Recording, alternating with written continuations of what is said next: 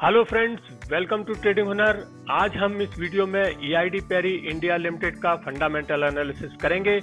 ये fundamental analysis FY20 का होगा, यानी जो साल मार्च 2020 को खत्म हुआ है उस फाइनेंशियल ईयर का हम फंडामेंटल एनालिसिस करने जा रहे हैं। फ्रेंड्स, फंडामेंटल एनालिसिस करने के लिए हम पाइथ्रोस्की स्कोर की मदद लेंगे।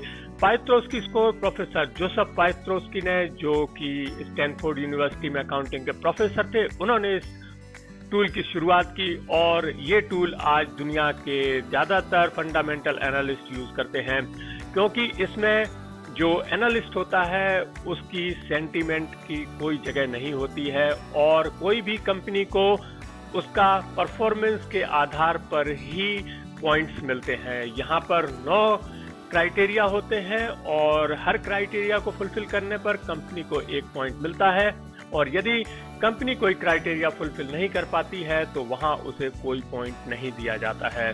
तो इस प्रकार से कोई भी कंपनी मैक्सिमम 9 पॉइंट्स हासिल कर सकती है, लेकिन यदि कोई कंपनी 7, 8 या 9 का स्कोर हासिल करती है तो वो कंपनी एक स्ट्रॉन्ग फंडामेंटल वाली कंपनी कहलाती है। वहीं यदि कोई कंपनी 4, 5 या 6 का स्कोर अचीव करती है तो वो कंपनी एक एवरेज फंडामेंटल वाली कंपनी कहलाती है। वो कंपनियां 0, 1, 2 या 3 का स्कोर ही अचीव कर पाती हैं, वो कंपनियां पुअर फंडामेंटल वाली कंपनियां कहलाती हैं। तो यहाँ पर हम आपको पाइथ्रोस्की स्कोर के बारे में बताते चलेंगे, यदि आप पाइथ्रोस्की स्कोर के बारे में बहुत कुछ नहीं जानते हैं। तो आइए शुरुआत करते हैं। जैसा कि आप अपनी स्क्रीन पर देख रहे हैं, यहाँ पर 3 कैटेगरीज हैं। हम इसके लिए 3 राउंड शुरू करेंगे। पहली कैटेगरी है प्रॉफिटेबिलिटी की, जिसमें 4 क्राइटेरिया हैं। दूसरी कैटेगरी है लीवरेज की, जिसमें 3 क्राइटेरिया हैं, और तीसरी कैटेगरी है ऑपरेशनल एफिशिएंसी की, जिसमें 2 क्राइटेरिया हैं। तो हम पहला राउंड लेते हैं प्रॉफिटेबिलिटी का और देखते हैं कि कौन कौन से क्राइटेरिया हैं इसमें और कंपनी इसमें कैसे परफॉर्म करती है। प्रॉफिटेबिलिटी में सबसे पहला क्राइटेरिया है पॉजिटिव नेट इनकम, यानी कंपनी की मार्च 2020 वाले ईयर में जो इनकम है वो पॉजिटिव होनी चाहिए। तो हम देखते हैं कि यदि कंपनी की इनकम पॉजिटिव होगी तो कंपनी को पूरा 1 पॉइंट मिलेगा।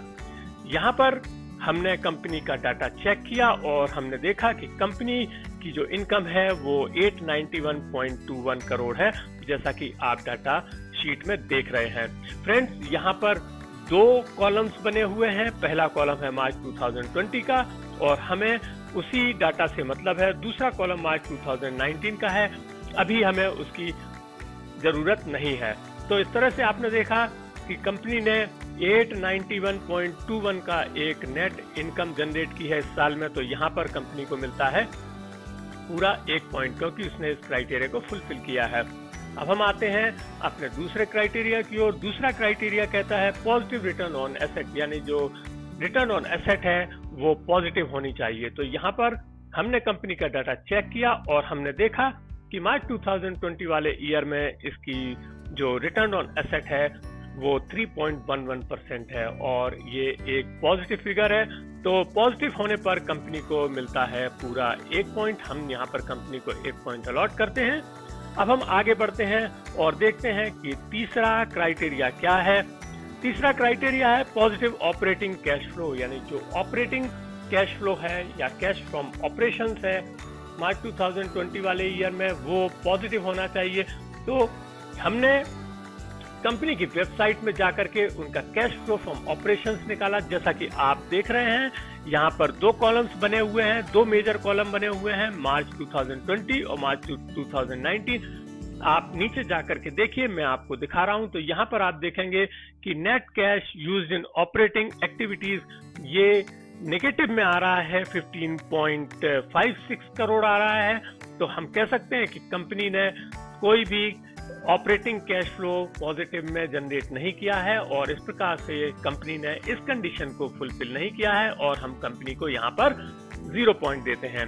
अब हम आते हैं अपने चौथे क्राइटेरिया में। चौथा क्राइटेरिया थोड़ा सा ट्रिकी क्राइटेरिया है और ये कहता है कि cash flow from operation should be greater than the net income, यानी अभी हमने जो क्राइटेरिया 3 में जो पॉजिटिव ऑपरेटिंग कैश फ्लो देखी थी उसको जो फर्स्ट क्राइटेरिया वाली पॉजिटिव नेट इनकम है उससे ज्यादा होना चाहिए। लेकिन जैसा कि आप जानते हैं, अभी अभी हमने चेक किया है कि थर्ड क्राइटेरिया में इसने कोई भी पॉजिटिव इनकम जनरेट नहीं की है। तो यहाँ पर कंपनी ने ऑलरेडी एक negative operating cash flow generate किया है। तो यहाँ पर जो नेगेटिव ऑपरेटिंग कैश फ्लो की वजह से किस तरह से कंपनी का नेट इनकम से ये ज्यादा हो सकती है, तो ये पॉसिबल नहीं है। इसलिए यहाँ पर जैसा कि आप देख रहे हैं, ये ऑपरेटिंग कैश फ्लो है जो कि नेगेटिव में है, और ये रहा नेट प्रॉफिट जो कि पॉजिटिव में है। लेकिन ये कंडीशन फुलफिल नहीं होती है, क्योंकि यहाँ पर operating cash flow net income से ज्यादा होना चाहिए था। तो हम कंपनी को यहाँ पर देते हैं 0 पॉइंट। तो इस प्रकार से प्रॉफिटेबिलिटी में मिलता है कंपनी को 2 पॉइंट, और हमारा पहला राउंड हुआ पूरा। पहले राउंड में, प्रॉफिटेबिलिटी वाले राउंड में कंपनी को मिलते हैं 2 पॉइंट, और हमारा स्कोर हो जाता है EID पेरी इंडिया लिमिटेड का 2। तो अभी तक हमने देखा पहला राउंड, और पहले राउंड में कंपनी का स्कोर है 2। इसके बाद में अब हम लेते हैं दूसरा राउंड जो कि है लीवरेज कैटेगरी का। इसमें 3 क्राइटेरिया हैं। हम देखते हैं कि कंपनी किस तरह से परफॉर्म करती है। आइए चलते हैं दूसरे राउंड में। यहाँ पर हम देख रहे हैं कि lower ratio of long term डेब्ट इन करंट ईयर, यह है पहला क्राइटेरिया, यानी कि जो लॉन्ग टर्म डेब्ट in current ratio it should be lower. Friends, यहाँ पर लोअर और हायर वर्ड अब हमें देखने को मिलेंगे।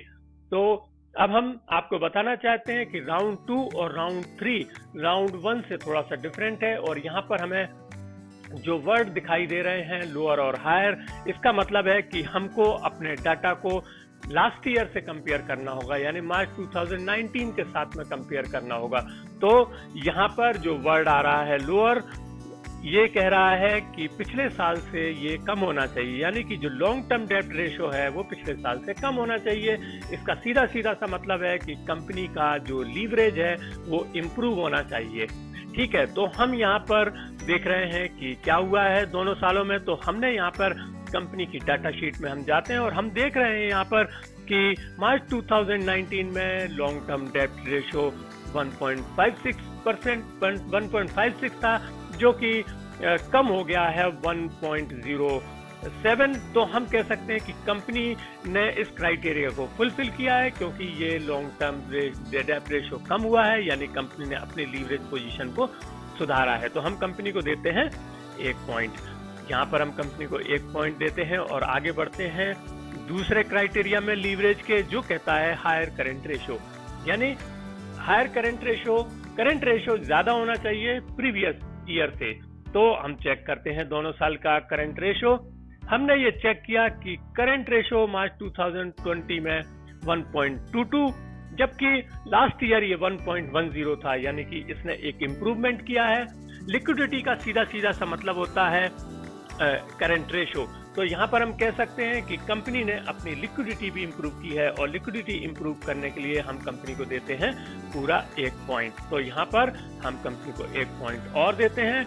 और अब हमारा जो तीसरा क्राइटेरिया है लीवरेज का, वो है lack of share dilution. Friends, ये जो शेयर डाइल्यूशन वर्ड है, इसका मतलब होता है कि क्या कंपनी ने अपने इक्विटी शेयर्स को डाइल्यूट किया है, या उसने और भी ज्यादा इक्विटी शेयर्स इशू किए हैं। यदि कंपनी ने और इक्विटी शेयर्स इशू किए हैं ड्यूरिंग द फाइनेंशियल ईयर, तो हम कंपनी को कोई पॉइंट नहीं देते हैं, क्योंकि जो कंडीशन कहती है वो लैक ऑफ शेयर डाइल्यूशन, यानी कि शेयर डाइल्यूशन नहीं होना चाहिए। तो हम चेक करते हैं कि क्या कंपनी ने कोई नए इक्विटी शेयर इशू किए हैं। इसके लिए हमने कंपनी की वेबसाइट में जाकर के इनका cash flow from financing activities देखा, जिसमें हमने पाया कि किसी भी तरह का इन्होंने नया इक्विटी शेयर इशू नहीं किया है मार्च 2020 वाले ईयर में। तो हम कह सकते हैं कि कंपनी ने अपना कोई भी इक्विटी शेयर डाइल्यूट नहीं किया है, और इस प्रकार हम कंपनी को देते हैं पूरा 1 पॉइंट, क्योंकि इसने एक कंडीशन को फुलफिल की है। तो हमारा लीवरेज और लिक्विडिटी वाले राउंड में कंपनी को मिलते हैं 3 पॉइंट, और ये राउंड कंप्लीट होता है जिसमें इसको मिलते हैं 3 पॉइंट, और कंपनी का स्कोर हो जाता है 5। तो फ्रेंड्स, अभी तक आपने देखा 2 राउंड, इसमें कंपनी ने 7 पॉइंट्स में से 5 पॉइंट्स हासिल कर लिए हैं, और अब हमारे पास तीसरा राउंड बाकी है, जो कि है ऑपरेशनल एफिशिएंसी का, और इसमें 2 क्राइटेरिया है, यानी कंपनी मैक्सिमम 2 पॉइंट्स और हासिल कर सकती है। तो हम चेक करते हैं कि कंपनी किस तरह से परफॉर्म करती है अपने तीसरे राउंड में, ऑपरेशनल एफिशिएंसी में। ये राउंड बहुत इंपॉर्टेंट है और ये राउंड शो करता है कि कंपनी ने इस साल में वास्तविकता में किस तरह से अपनी ऑपरेशनल एफिशिएंसी को इम्प्रूव किया है, या अपने जो ऑपरेटिंग एक्सपेंसेस को कैसे कंपीट किया है, और इस तरह से अपने एसेट्स को किस तरह से यूज किया है। तो ये सारी चीजें इस कैटेगरी में या इस राउंड में आपको देखने को मिलेंगी। तो वो जो 2 क्राइटेरिया हैं, वो सबसे पहला क्राइटेरिया है उनमें वो है हायर ग्रॉस मार्जिन, यानी कि जो ग्रॉस मार्जिन है या ग्रॉस प्रॉफिट रेशियो है वो ज्यादा होना चाहिए पिछले साल की अपेक्षा में, क्योंकि ग्रॉस प्रॉफिट मार्जिन ही बताता है कि कंपनी की ऑपरेटिंग एफिशिएंसी क्या रही है, उसने अपने खर्चों पर कितना कंट्रोल किया है और कितनी उसने सेल बढ़ाई है, क्योंकि ये सारी चीजें ही जनरेट करती हैं कंपनी का ग्रॉस प्रॉफिट मार्जिन। तो यहाँ पर हम चेक कर रहे हैं और देख रहे हैं कि कंपनी का जो ग्रॉस मार्जिन है वो 11.78% हो गया है 9.40% से बढ़कर के। तो यहाँ पर कंपनी को मिलता है पूरा 1 पॉइंट, क्योंकि कंपनी ने इस क्राइटेरिया को फुलफिल किया है। और अब हम आगे जाते हैं और देखते हैं इसका दूसरा क्राइटेरिया। यहाँ पर दूसरा क्राइटेरिया है हायर एसेट टर्नओवर रेशियो, यानी कि एसेट टर्नओवर रेशियो है वो ज्यादा होना चाहिए पिछले साल की अपेक्षा।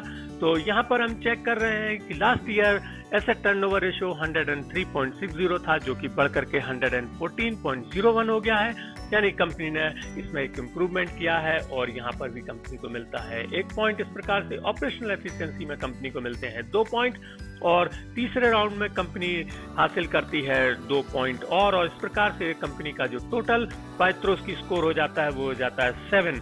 तो फ्रेंड्स, जैसा कि मैंने आपको पहले बताया था कि यदि कोई कंपनी 7, 8 या 9 का स्कोर हासिल करती है तो वो कंपनी एक स्ट्रॉन्ग फंडामेंटल वाली कंपनी कहलाती है।